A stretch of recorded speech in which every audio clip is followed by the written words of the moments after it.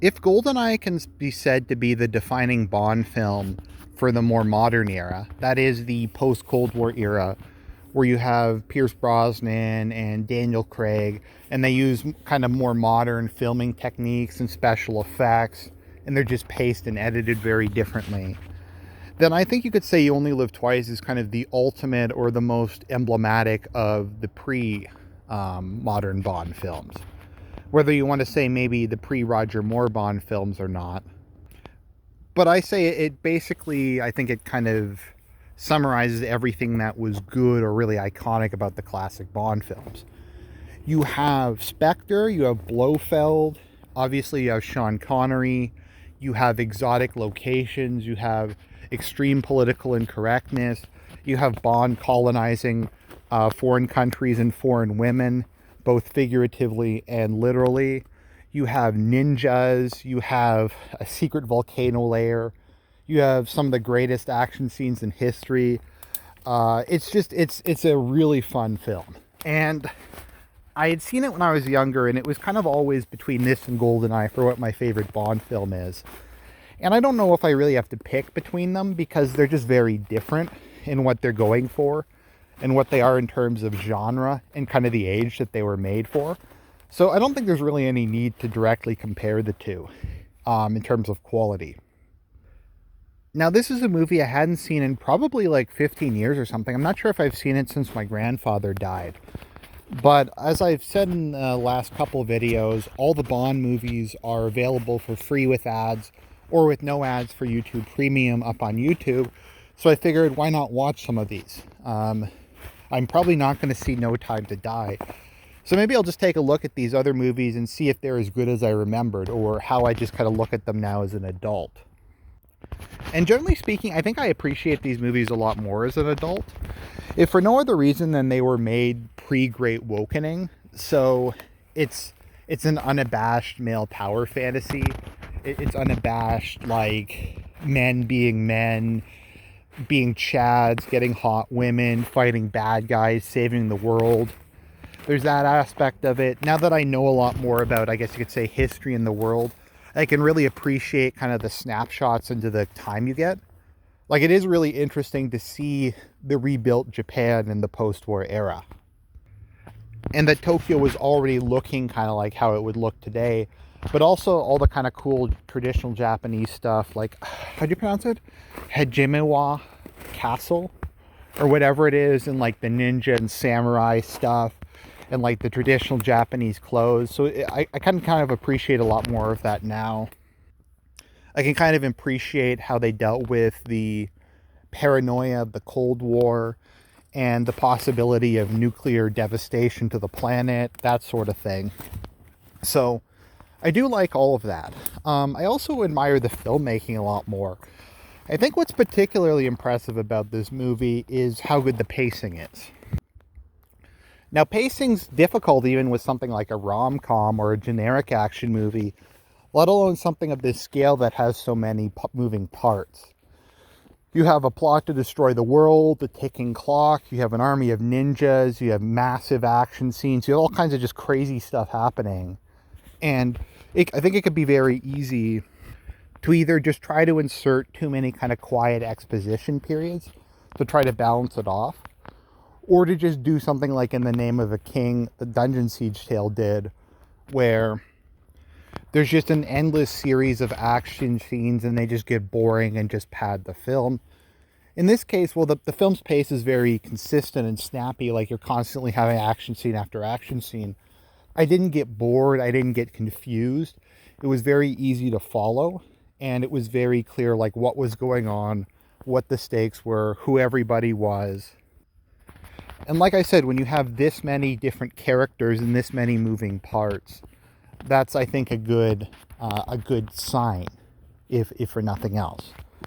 So maybe let's talk a bit about the movie itself. So You Only Live Twice opens with James Bond getting killed, allegedly. Obviously he faked his death or there wouldn't have been any more Bond movies. The idea being if he faked his own death, then Spectre would kind of be off his back for a while. Also in the beginning you have I forget if it was a Soviet or an American spaceship that gets captured. So basically, Spectre's plot in this one is they're being paid by the Chinese government, I think is what was implied, to try to start a nuclear war between the Soviet Union and NATO. So what they're doing is they have a spaceship. Interestingly, it's a vertically landing spaceship, kind of like what we would get with, what's his name again? Elon Musk later on. So I think Elon Musk took the idea from this film. We're just going to go with that.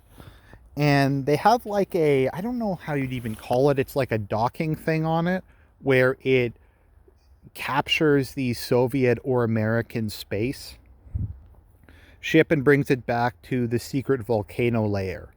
Now, I'm not sure why exactly capturing it is part of the idea. If the thing is they're going to be passing the technology off to the Chinese, or that it prevents them from getting any debris and kind of figuring out like what the hell's going on. Or if maybe the Soviets and Americans think that capturing their most important technology is a bigger priority than simply destroying it. Regardless, this is one of those movies where the goal of Britain is to try to be the adult in the room when the Soviet Union and America are kind of dick waving. So they propose that they don't think either side is stealing the stuff, as both spaceships are getting attacked. So Americans think the Russians are doing it and that they're pretending to destroy their own. Why, I don't really know. And the Russians think the same thing, that the Americans are doing it for pretending to destroy their own. And America has declared if their next spaceship gets intercepted, it will be total war against the Soviet Union, and it will immediately escalate to a nuclear stage. And that's very much the ticking time bomb that's in the background. And they're constantly reminding you of it. They're like, there's X number of days before the next space launch. There's X number of hours. It's very much like the doomsday clock thing. So they do a good job of having kind of a running countdown. So like I said, so Britain's trying to be the adult, and they say that a non-state actor probably did it, maybe the Chinese or the Japanese, or at least that it's based out of Japan, because that's where they detected it going down. So Bond's sent to Japan, and like I said, you get some really cool kind of travel log stuff in this, where you see modern Tokyo, you see kind of the classic sights. You get to see Bond goes to a sumo wrestling competition. He gets trained as a ninja. It's pretty funny because it has Tanaka in it, who's one of my favorite Bond allies of all time, and I kind of wish they'd brought him back. Apparently Toho was really heavily involved in making this, and it definitely borrows a lot of stuff from Godzilla movies, particularly like Kung Fu martial arts epics. But I think some of the actresses in this are like some of Toho's premier actresses. The Japanese actresses they got are very attractive. I'm going to say that much. But yeah, you have Tanaka. In the book, he's awesome because he's like a reactionary samurai who hates democracy and wants to see a Showa restoration and wants to see like just Japan going back to how the way it was prior to World War II. And that's a bit more subdued here, but we have such lines as in Japan, men come first, women come second. And he has like a harem of hot girls who wear bikinis. And they're like, Bond, he's like, Bond, pick one of them and they'll give you a massage. And Bond picks one and he goes, good choice, she is very sexiful. And he's just kind of such a Japanese Chad. He's like the proto Ken Watanabe. Like I said, I kind of wish he would have showed up again. But yeah, so he teams up with him and we go through Bond just kind of investigating, trying to figure it out. The detective work I think in this movie I think is top notch. In some movies, Bond's actual spy stuff or detective work stuff is kind of in the background. But here I think it's really well done. Him trying to identify the coast, him trying to figure out who's involved with it, who the members of Spectre are. So that's all good. We also have the infamous scene where Bond decides to pretend to be Japanese. So they like dye his skin, they like shave off his chest hair, they put the, how'd you pronounce them, epicalyptic folds? The skin folds a lot of Asians have on their eyes. Although I don't think a lot of Japanese people have those actually, so I'm not even really sure why that would be necessary, but It's just fun because they would never let him get away with something like that today. And so they think they're able to figure out where Spectre's base is, and they train Bond in being a ninja. So Bond wears like a ninja outfit in this movie, which is awesome, and they give him like rocket-propelled bullets. And this is the one where you have the cigar that has a rocket launcher in it, or rather the cigarette that has a rocket in it, which was really cool. So they think they figured out where the actual... Actually, sorry, just back for a second. There's some really cool scenes in this movie that are obviously based off of, I guess you could say, kind of kung fu movies. Like where there's a scene where Bond's running away and they have this really kind of cool aerial shot of it. This isn't really a kung fu movie thing, but there's a great scene where they have a helicopter that has a magnet on it, and they like pick the car up with the magnet and drop it into Tokyo Bay, which I thought was just awesome. But yeah, so they go and they're able to find the location of Spectre's secret volcano lair, which it kind of makes sense, I guess, a bit, because it's inside of a hollowed out volcano. I'm not sure if Spectre hollowed it out or if they just found one that had been hollowed out by time and the rain and stuff and just kind of repurposed it to be their headquarters. But it's really cool. I think they actually built the set like full sized, but it is kind of like the ultimate Bond villain lair. Blofeld has like this really cool office with like, I forget if it's a bearskin rug or just like Persian carpets and fine works of art. And this is the one where he has the foot pedal that drops someone into the piranhas.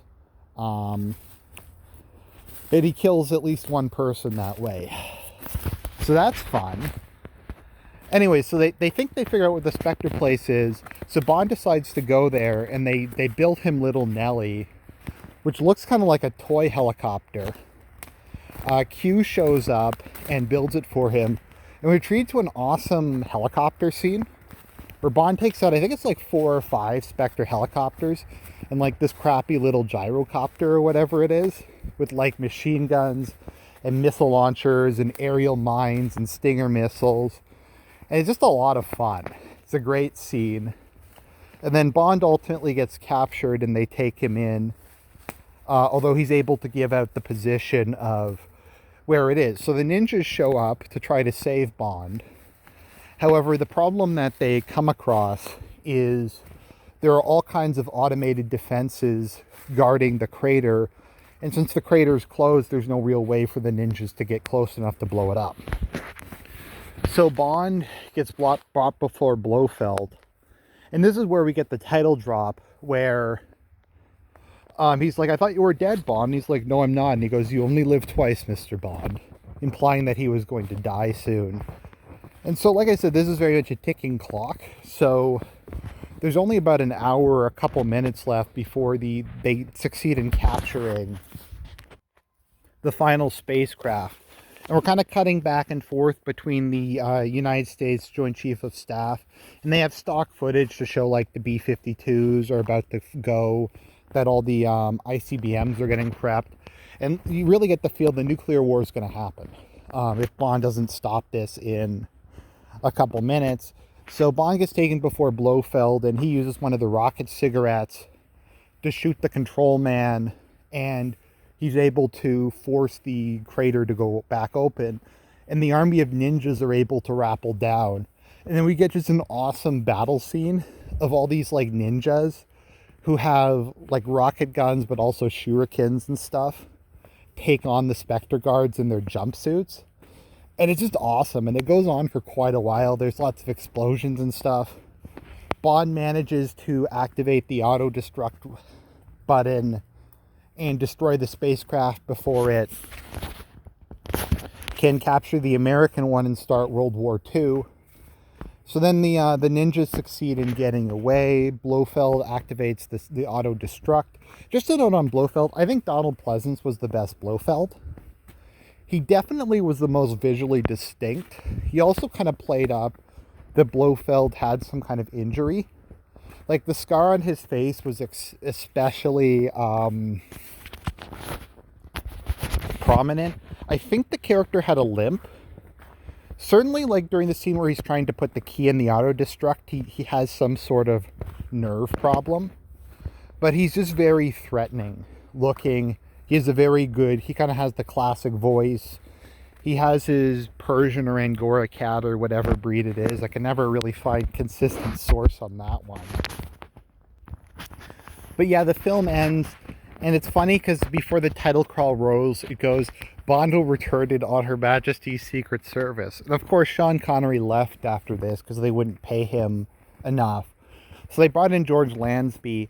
I think they offered Lansby like a 5-movie deal, but he was kind of pretentious and a bit of a dick, so he turned it down, which I think he would come to regret. I'm not really sure. The story's kind of confusing. I tried to read about it once, kind of in preparation for this video, actually. And then Sean Connery would come back with Diamonds Are Forever, which I actually don't think is a bad movie. I rewatched it recently, and I actually kind of like it. But this was kind of the end of the Sean Connery films. This is kind of the end of, I don't know if you want to say the Spectre films, although you can kind of consider this a Blofeld trilogy because this, Diamonds and Forever, and On Her Majesty's Secret Service features Blofeld as being the main villain, rather than Largo or Red Grant or Dr. No or Goldfinger or one of the other kind of guys. Actually, I forget if Goldfinger works for Spectre or not. I have to look that one up. But yeah. So this film is really good. It really kind of summarizes the whole adventure thing. It shows Britain as still a culturally confident country, viewing itself as still being a major player in world affairs. It also shows the emergence of Japan and kind of that whole Aryan-Japanese bromance that all of us love to meme about. So overall, I really recommend You Only Live Twice. Excellent movie. I think it holds up really well. If anything, it kind of holds up better in light of The Great Awakening. It's almost worth watching just to see how unpolitically correct it is by today's standards. But great movie, highly recommend it.